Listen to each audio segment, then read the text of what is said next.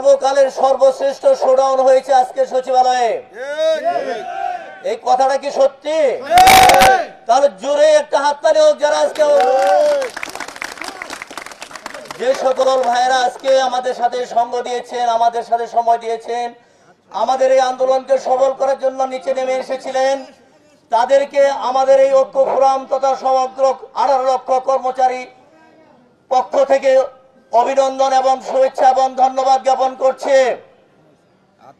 আজকে সাংবাদিক ভাই এবং আপনাদের সামনে স্পষ্ট ভাষায় বলে দিতে চাই, আজকের এই ঐতিহাসিক সমাবেশের মাধ্যমে যে সমস্ত কুচক্রী মহল, ফ্যাসিস্ট সরকারের দোসররা এই আইন বাস্তবায়ন করতে যাচ্ছেন, তাদেরকে একটা হুঁশিয়ার এবং সাবধান বাণী দিয়ে দিলাম, ফার্দার আর সময় ক্ষেপণ করবেন না, করবেন না, করবেন না। আমরা জানি কিভাবে আপনাদেরকে অতি স্বল্প সময়ের মধ্যে আমাদের কাছে আনতে হয়।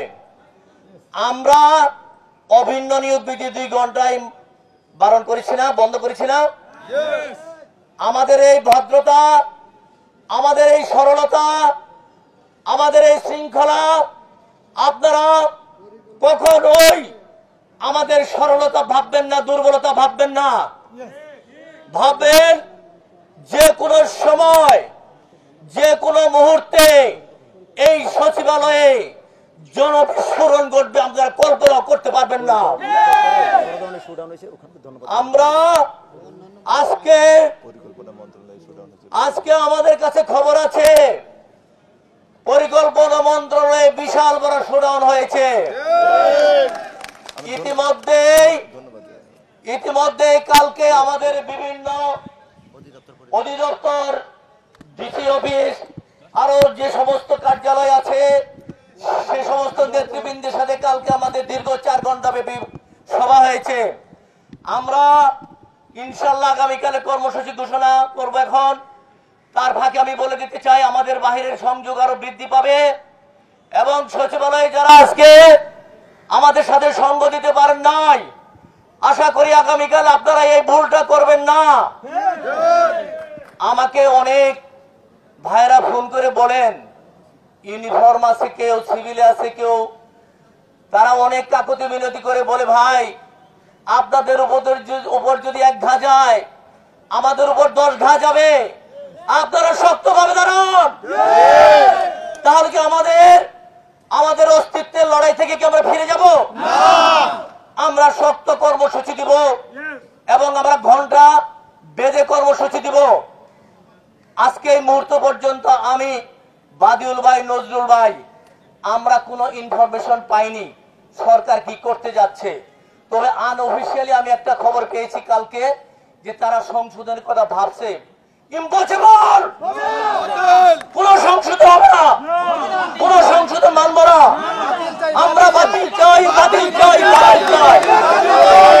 অবৈধ কালো হয়, অবৈধ কালো হয়।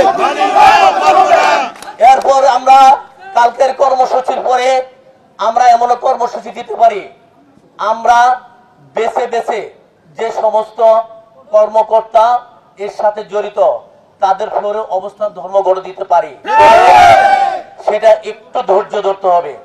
আমাদের আজকের কর্মসূচি হলো আগামীকাল বেলা 11টা থেকে জনপ্রশাসন লাইব্রেরিতে আমরা 2 ঘন্টার জন্য 11টা থেকে 1টা পর্যন্ত আমরা কর্মবিরতি করব। আমরা কেন কর্মবিরতি যাচ্ছি লাইব্রেরিতে? আমরা যদি ঘরে বসে কর্মবিরতি করি তাহলে সেটা দৃশ্যমান হবে না। আমাদের ওখানে জায়গা না হলে আমরা বারান্দা দিয়ে বসবো, বারান্দায় জায়গা না হলে আমরা সিঁড়ি দিয়ে বসবো। বাট আমরা কালকে 2 ঘন্টা কর্মবিরতি ঘোষণা করেছি আজকে এই সমাবেশ থেকে।